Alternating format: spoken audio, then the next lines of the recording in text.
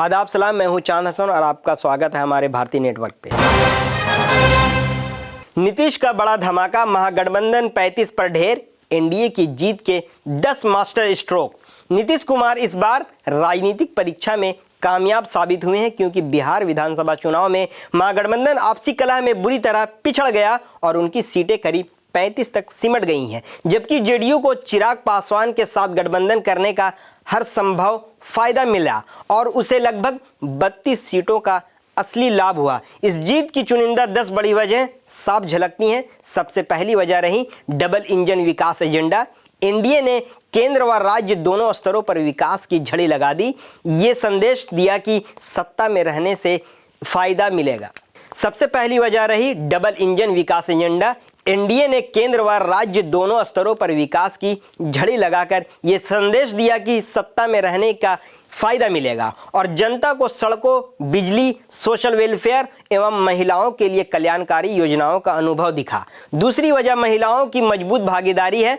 पूर्वानुमानों के मुताबिक महिलाएं मतदान में पुरुषों से अधिक सक्रिय रहीं और एनडीए की महिला मुखी योजनाएं जैसे महिला रोजगार योजना व लखपति दीदी उनकी उम्मीदों को भुना सकी।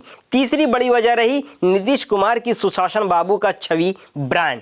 भ्रष्टाचार रहित शांति और व्यवस्था पर उनकी पुरानी पकड़ आज भी मतदाताओं के बीच गूंजती है। चौथी जो वजह रही विपक्षी महागठबंधन की आंतरिक कमजोरियां जैसे आरजेडी कांग्रेस लेफ्ट गठबंधन की सीट बंटवारे और रणनीति को लेकर एकरूपता की कमी रही, जिससे उनकी लड़ने की क्षमता औपचारिक रूप में कमजोर दिखाई दी। पांचवी वजह यह रही कि एनडीए ने जातिगत समीकरणों पर बहुत समझदारी से खेला। ईबीसी यानी अति पिछड़ा जातियों का बैंकिंग, कुर्मी समुदाय में नीतीश की पकड़ जिसमें एलजेपी चिराग पासवान और अन्य दलों की भागीदारी ने शानदार मेल जोल दिखाया। छठी वजह जो रही कि मुफ्त सुविधाएं जैसे फ्रीबीज की वापसी ने काम किया। बेरोजगारी भत्ता, शिक्षकों और वर्कर्स के लिए स्मार्टफोन और टैबलेट, वृद्धों व विधवाओं की पेंशन बढ़ाना, बिजली मीटर में सब्सिडी जैसे प्रस्तावों ने विभिन्न वर्गों को लुभाया।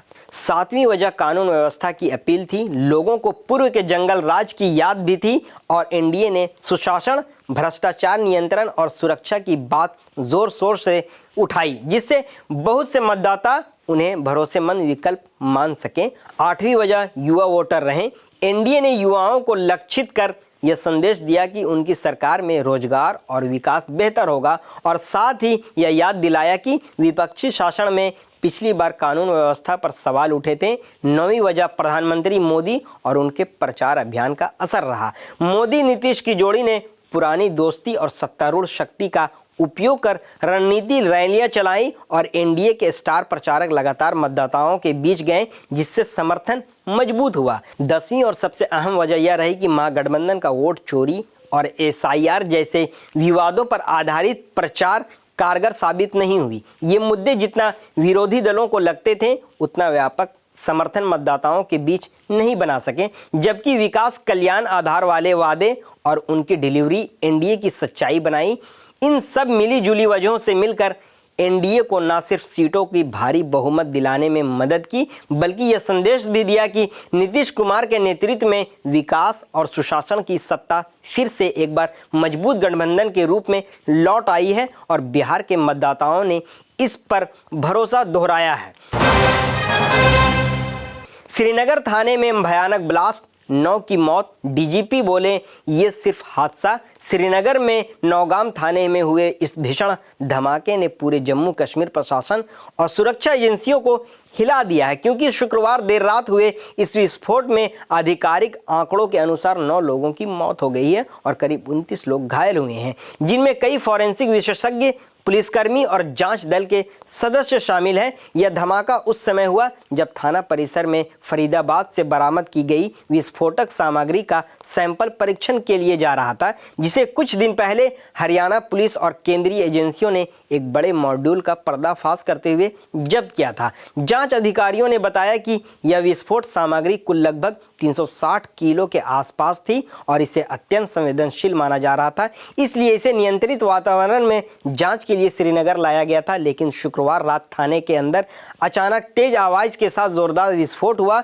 जिसकी तीव्रता का अंदाजा इस बात से लगाया जा सकता है कि पूरी इमारत की खिड़कियां टूट गई, कई हिस्से ध्वस्त हो गए और परिसर में खड़े वाहनों के हिस्से दूर तक बिखर गए। स्थानीय लोगों और पुलिसकर्मियों ने बताया कि धमाका इतना शक्तिशाली था कि आसपास का इलाका कुछ क्षणों के लिए अंधेरे और धूल के गुब्बार में डूब गया था। कई लोगों ने कहा कि उन्हें लगा कि शायद किसी आतंकी हमले की शुरुआत हो गई है, क्योंकि धमाके के बाद कुछ छोटे छोटे ब्लास्ट भी सुनाई दिए, जिससे राहत और बचाव कार्य में देरी हुई।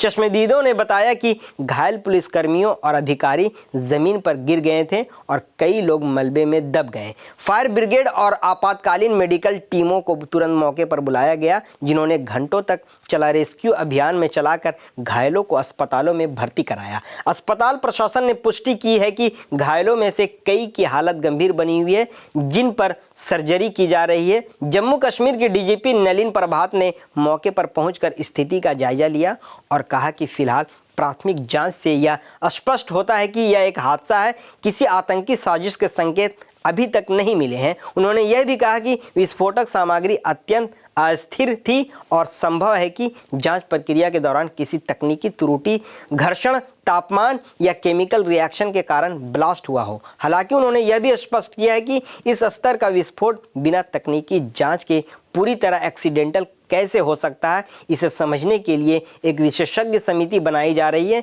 जिसमें फॉरेंसिक साइंस, बम डिस्पोजल और केमिकल इंजीनियरिंग विभाग के अधिकारी शामिल होंगे। सुरक्षा एजेंसियों ने बताया कि फरीदाबाद के बरामद किए गए विस्फोटक का लिंक दिल्ली के लाल किला सुरक्षा क्षेत्र से जुड़े एक मामले से भी जांच के दायरे में था, जिसके चलते इसे उच्च सुरक्षा स्तर पर रखा गया था। यह भी जांच में आया है कि विस्फोटक अमोनियम नाइट्रेट और अन्य रासायनिक मिश्रण के तैयार किया गया था, जो काफी मात्रा में गर्मी या दबाव सहन नहीं कर सकता है। विस्फोटक के बाद थाने के आसपास के इलाके को पूरी तरह घेर लिया गया और एनएसजी, एसओजी और बम डिस्पोजल स्क्वाड के अधिकारी मौके पर पहुंचकर जांच कर रहे हैं। धमाके के बाद की सीसीटीवी फुटेज में साफ दिखाई देता है कि एक चकाचौंध कर देने वाली रोशनी के बाद भारी धुआं और मलबा चारों तरफ फैल गया और कुछ सेकंड के लिए पूरा इलाका थर्रा उठा। इसके तुरंत बाद पुलिस अधिकारियों ने आसपास के घरों को खाली कराया और इलाके में आपातकालीन अलर्ट जारी किया गया है। कई लोगों को लगा कि शायद यह किसी आतंकी समूह द्वारा रिमोट ट्रिगर हमला है, लेकिन जांच में इसका कोई सबूत नहीं मिला है। लेफ्टिनेंट गवर्नर प्रशासन ने मृतकों के परिजनों के लिए मुआवजा और घायलों के लिए इलाज के लिए विशेष पैकेज का ऐलान किया है। वहीं इस घटना ने राज्य पुलिस के विस्फोटक हैंडलिंग प्रक्रिया पर भी सवाल खड़े कर दिए हैं, क्योंकि इतनी बड़ी मात्रा में विस्फोटक को एक थाने के भीतर जांच के लिए लाना भी सुरक्षा मानकों के हिसाब से जोखिमपूर्ण कदम माना जा रहा है। हालांकि कई पूर्व पुलिस अधिकारियों का कहना है कि ऐसी सामग्री को खुले मैदान, बंकर या विशेष प्रयोगशाला में जांचा जाना चाहिए था।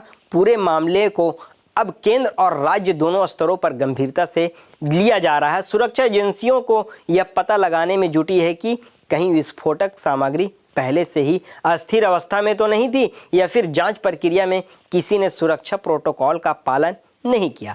घटना के बाद नौगाम थाना पूरी तरह सील कर दिया गया है और वहां से पुलिस स्टाफ को अस्थायी तौर पर दूसरी जगह शिफ्ट कर दिया गया है। यह घटना ऐसे समय पर हुई जब कश्मीर घाटी में सुरक्षा स्थिति को सामान्य बनाए रखने की कोशिशें जारी है और हर तरह की संवेदनशील गतिविधियों पर विशेष नजर रखी जा रही है।